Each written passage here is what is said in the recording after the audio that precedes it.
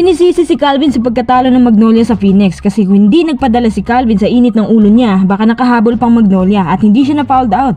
Isa kasi si Calvin sa mga inaasahan sa depensa. Pero ang nangyari, minalas pa sa dulo at hindi magawang makausad. Baka tumabla pang Phoenix nito or pinagbigyan lang daw.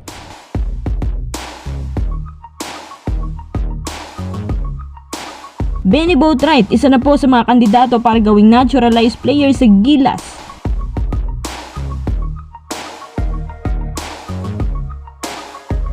Bago tayo magpatuloy, kung nais mong suportahan ang aking channel, just click subscribe and share. Sa unang quarter, ramdam mo talaga na parang makakaabot ng Magnolia sa final sa first half. Parang ginaganahan ng Magnolia star na si Paul Lee at nagpapaulan ng tres. Sa ikatlong quarter, unti-unting ginagapang ng Phoenix ang malaking lead ng Magnolia sa tulong din ni Ken Tuffin. At syempre, binagyo ng mga Phoenix locals ang Magnolia dahil sa mga nagkasunod-sunod na tres nila. Bali doon nagsimula na nawasak ang momentum ng Magnolia nung lumuwag ang depensa nila at maswerteng nakakapukol ng tres ang Phoenix lalo na sa mga final minutes. Lahat yan pumapasok at itong si Calvin dumagdag pa sa problema kasi na-fouled out siya kaya mas umuga pa ang depensa ng Magnolia at parang si Calvin tuloy ang nahulog sa kanyang pagmamind games. Parang nakarma nga tuloy si Calvin dahil sa pagpiflex niya pero talo naman sa dulo. Sinisisi ng mga tao ang pagiging ganito ni Calvin kasi kung hindi daw mainit ang kanyang ulo, baka nanalo pang Magnolia. Pero ito mga kuisa, ang dami kong nababasa na comment na parang scripted daw ito at tanging pinagbigyan lang ang Phoenix para naman umextend pang series.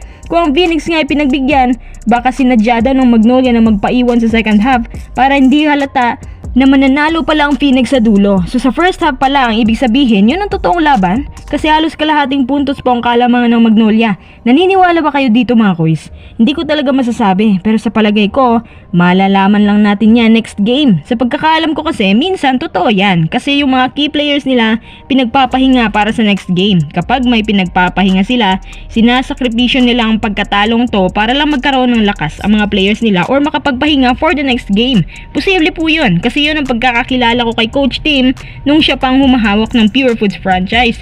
Pero kung talagang sinadya nila na magpatalo, yun ang hindi ko masasabi. Minsan din kasi nakakahalata na. Judging sa kung paano ang Phoenix naglaro sa mga final minutes, ibang klase yung shooting nila, lalo na si RJ Hasul. Parang ginaganahan sila kasi namamagana yung lamang sa dulo. Parang nagkaroon sila ng kumpiyansa para tumira ng tumira. At hindi sila kabado kasi alam nila na kuha na nilang game 3. Sa game 4, tingnan natin kung anong resulta. Kung kaya pa ba tumabla ng Phoenix or makakausad na sa finals ang Magnolia finally. Sa tinagal-tagal ba naman hindi sila nananalo?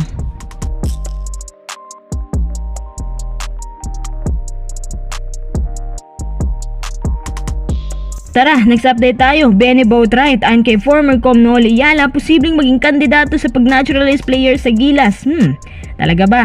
Kung sa bagay, di ba 6'9 or 6'10 import to? Magandang pagdagdag sa tore. Pinakamaganda pa, napaka-shooter ni Boatwright at low-key na import at underrated. Alam niyo mga kois, kung ito ay inyong napapansin, ibang klase dumipensa si Boatwright. Parang meron siyang ability nito dahil sa mahaba ang kanyang reach.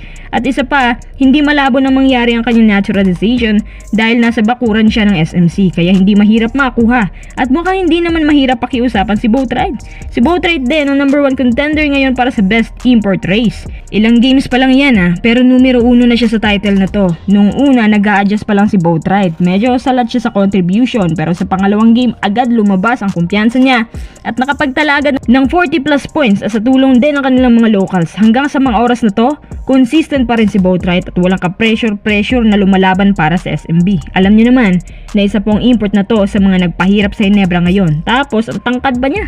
Unstoppable nga yan sa shooting, lalo na kapag kumabig pa sa ilalim. All in all, pwedeng-pwede si Boatwright sa Gilas. Pang international level naman ding gumalaw. Tsaka napansin ko sa kanya, hindi siya yung physical type na player. Kumbaga hindi siya talaga yung nakikipagbanggaan, sasalaksak sa ilalim tapos power play.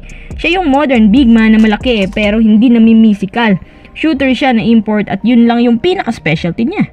At masasabi ko ng import na to, pang malakasan para sa Gilas. Mabilis din siyang nakakapag-adjust. Bueno, swerte pala ng SMB sa kanya no. Ang tangkad pa. Kayo mga kuys, sa ngayon ba kayo nagagawin ng parte ng Gilas si Benny Boatwright?